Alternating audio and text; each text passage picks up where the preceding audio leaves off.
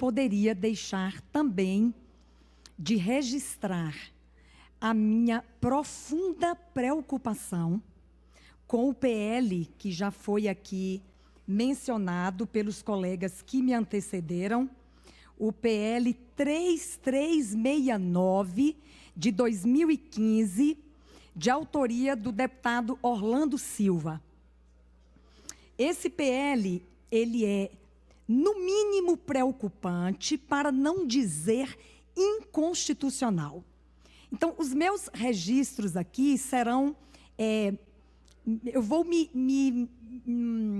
eu vou caminhar pela via constitucional para nós entendermos o que significa na Constituição Federal Brasileira uma entidade familiar.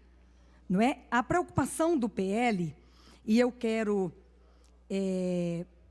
reproduzir aqui o artigo 2º, já foi trazido aqui ao conhecimento de todos, mas eu quero reproduzi-lo aqui novamente. São reconhecidas como famílias todas as formas de união entre duas ou mais pessoas. A união considerada constitucionalmente exige o ânimos ou o afeto conjugal, affectio maritalis. Existe o ânimo de formar uma sociedade conjugal. Isso é união nos termos constitucionais. Tanto é que o artigo 226 da Constituição Federal, que trata exatamente da família, lá no parágrafo 3º, eu queria primeiro trazer o parágrafo 3º e depois o 4º. O parágrafo 3º diz que para o efeito de proteção do Estado é reconhecida a união estável entre o homem e a mulher como entidade familiar, devendo a lei facilitar sua conversão em casamento. Mas o parágrafo 4º, ele é ainda mais esclarecedor sobre o que trata a entidade familiar na Constituição Federal. Entende-se também como entidade familiar a comunidade formada por qualquer dos pais e seus descendentes.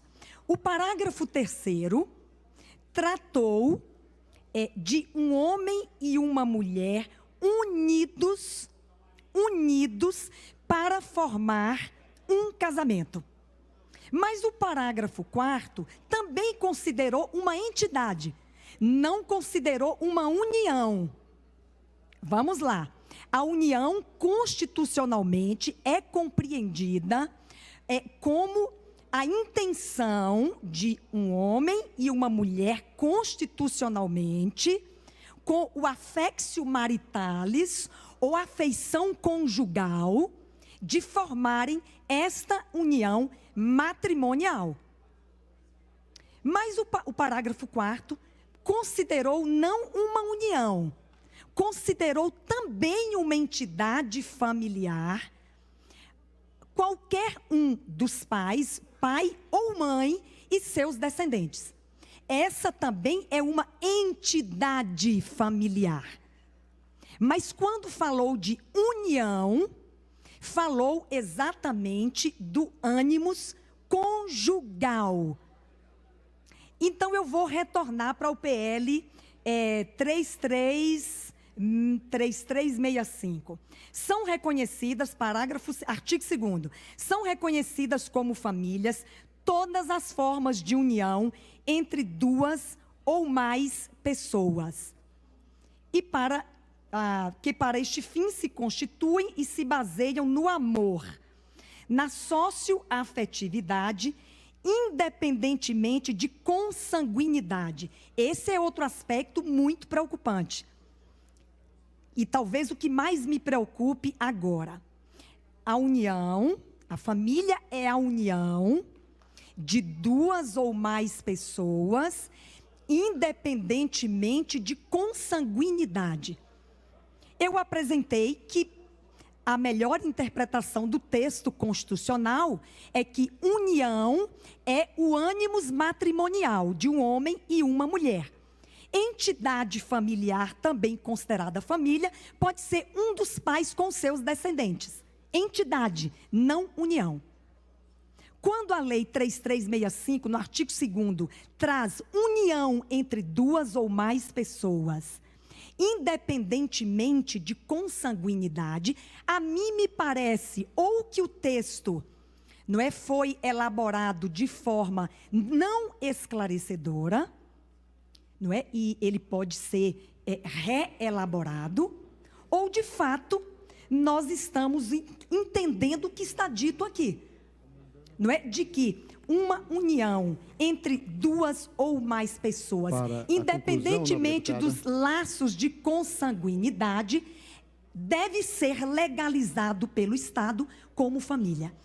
Eu estou bastante preocupada e ansiosa até porque penso que talvez haja uma elucidação maior do propósito dessa legislação. Mas a Constituição Federal já conceituou família. A menos que nós alteremos a Constituição Federal e tragamos aqui um novo conceito de união ou de unidade familiar. Pela ordem, presidente. Pela ordem, nobre deputado.